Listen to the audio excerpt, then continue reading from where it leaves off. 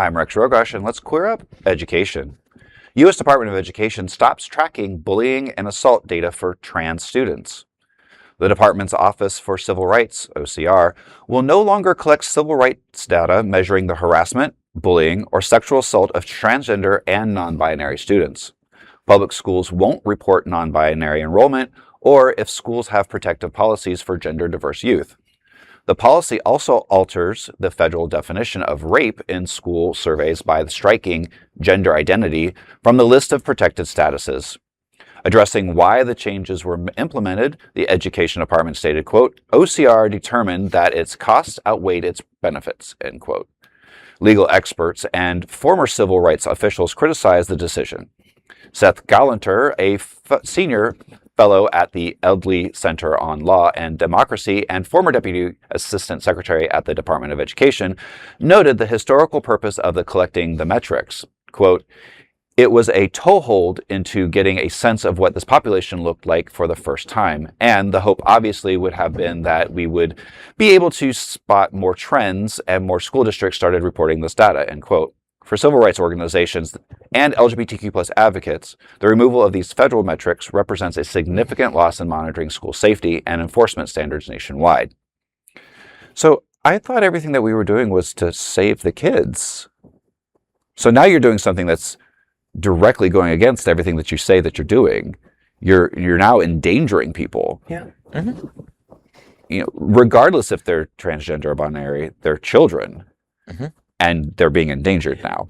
Yeah. Period. But that special characteristic isn't special and isn't a characteristic, according to the Department of Education, according to these foul, vile people that are putting this in place. They literally did a cost-benefit analysis on life and said, not all lives matter. Now, they've been shouting that for over a decade now. Right. But just because you don't see them, just because you don't count them, doesn't mean they don't exist.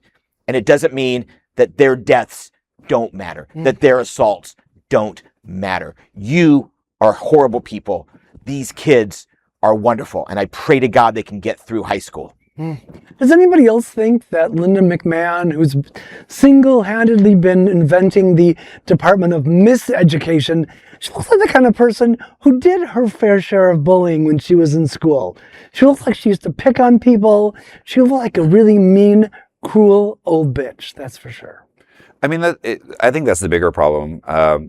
Bullying in school is a huge problem, for kids in general, regardless of their sexual identity or their gender identity. And the fact that you're now not going to be, half the time bullying doesn't go reported anyway. Right. So, and now you're specifically saying, well, if something happens to a transgender or non-binary student, we don't want to know. So now you're really putting it into the dark. Yeah. And things can be hidden.